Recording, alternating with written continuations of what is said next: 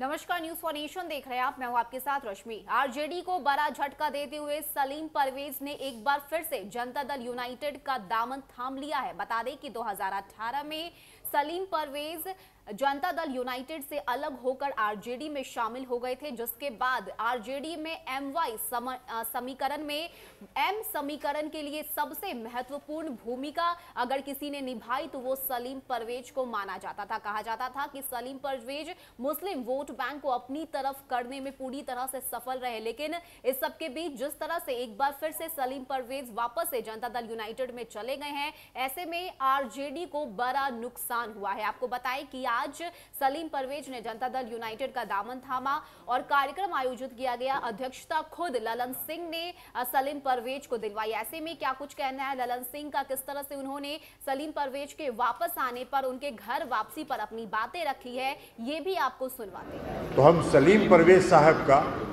और आप आज जितने साथी आए हैं इस मिलन समारोह में शामिल होने के लिए सबों का तहे दिल से, हृदय से आपका धन्यवाद करते हैं, आपका अभिनंदन करते हैं। सलीम परवेज साहब ने खुद भी बताया कि वो इस पार्टी के लिए नए नहीं है, घर वापसी है। बीच में कुछ भटक गए थे, तो होता है कभी कभी आदमी कहीं जा रहा हो, रास्ता भी भटक जाता है, भूल जाता है तो रास्ता भटक जाता है, लेकिन जब सही लीक पर आ जाता है तो वही घर पहुंचा देता है। तो सलीम परवेज साहब फिर से आज घर में, रास्ता भटक गए थे, सही रास्ता पकड़ के फिर से आज घर में आ गए हैं। उनका हम हार्दिक स्वागत करते हैं, हार्दिक अभिनंदन करते हैं। अब देखिए, आप आज सभी साथी जो अधिकांश लोग आज इस मिलन समारोह में आए हैं वो अल्पसंख्यक समुदाय के लोग, और नीतीश कुमार जी का पिछले 16 वर्ष का शासनकाल में जो काम उन्होंने अल्पसंख्यक समुदाय के हित में किया है उसको एक तरफ अगर रख दीजिए और आज़ादी के बाद से 2005 तक का काम रख दीजिए, नीतीश कुमार जी का पलड़ा भारी रहेगा।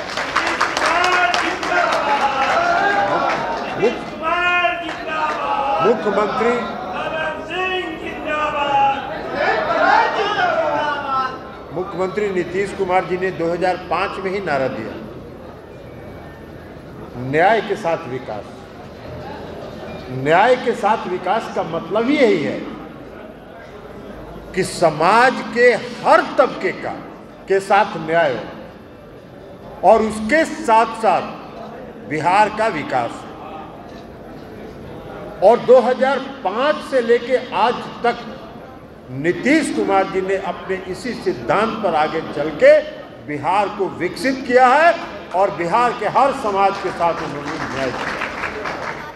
सदस्यता ग्रहण करने के बाद सलीम परवेज सीएम नीतीश कुमार से मुलाकात भी की उन्होंने, और इसके बाद पूरी जो प्लानिंग है और रणनीति उन्होंने जनता दल यूनाइटेड के साथ साझा की। सीएम नीतीश कुमार से उनकी मुलाकात हुई और खास मुलाकात में कई तरह की बातें हुई है। यानी कि जहां एक तरफ आरजेडी लगातार पैठ जमाने की कोशिश कर रही है, बिहार की राजनीति में बढ़ चढ़ कर हिस्सा लेती हुई नजर आ रही है। इतना ही नहीं है, एक बार फिर से बिहार में अपना पांव जमाने में लगी हुई है, तो वहीं दूसरी तरफ ये बड़ा झटका सलीम परवेज ने दिया जब वो वापस से जनता दल यूनाइटेड में शामिल हो गए। बता दें कि 2018 में जनता दल यूनाइटेड से नाराज होकर सलीम परवेज आरजेडी में चले गए, लेकिन एक बार फिर से उनकी घर वापसी हुई और यही वजह है कि एक बार फिर से उन्होंने जनता दल यूनाइटेड का दामन थाम लिया है। ऐसे में आरजेडी को कितना नुकसान हुआ है या आरजेडी के नेताओं का इस पर क्या कुछ कहना होगा, ये देखने वाली बात होगी। लेकिन इस वक्त ये बड़ा बदलाव आरजेडी में हुआ है, ये बड़ा बदलाव बिहार की राजनीति में हुआ है, क्योंकि लगातार सलीम परवेज को मुस्लिम समीकरण वोट बैंक के लिए जाना जाता था। आरजेडी में उनकी महत्वपूर्ण भूमिका थी,